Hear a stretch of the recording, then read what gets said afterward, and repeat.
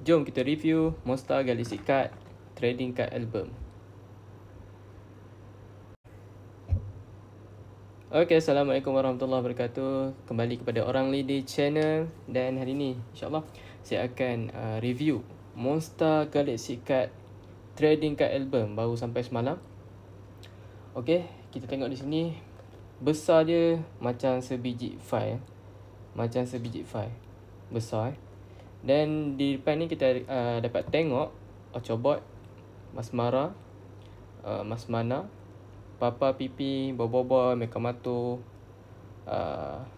Mamazilla dan Cimubot. Okay, Cimubot kat situ. Okay, dia bagi satu trading card album sangat berkilat, cantik. Dan belakang ni macam ni. Dan tulis harga kat sini. Itu dia, kuasa di tanganmu. Okay, saya dah buka benda ni. Saya dah pasang dia punya sheet card tu. Dah pasang. Dan inilah rupa dia. Ini rupa dia. Okay, dia ada, tak silap saya, 360 slot boleh letak dalam ni. Okay.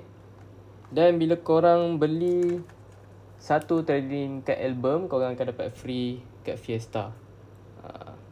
Card Fiesta Hangkasa. Okay, 180 HP, 140 attack, kad S.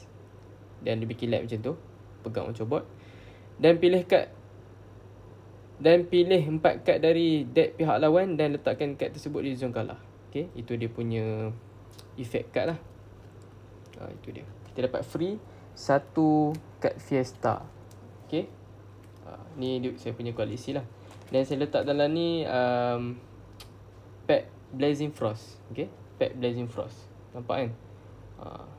Cantik. Jadinya korang punya kad tak calar, korang punya kad tak koyak dan terjagalah.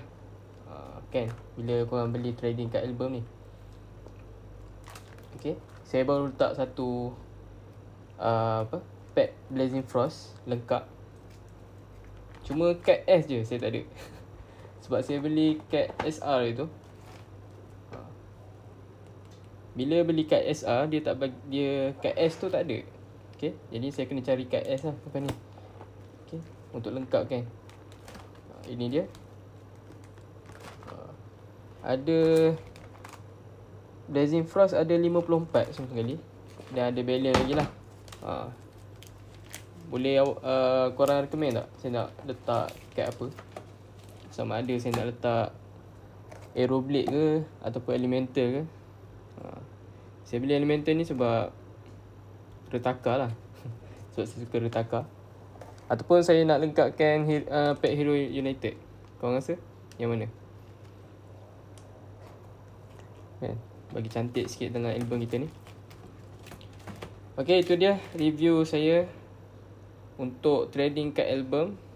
Korang boleh dapatkan di TikTok Shop ataupun di Shopee, di Monster.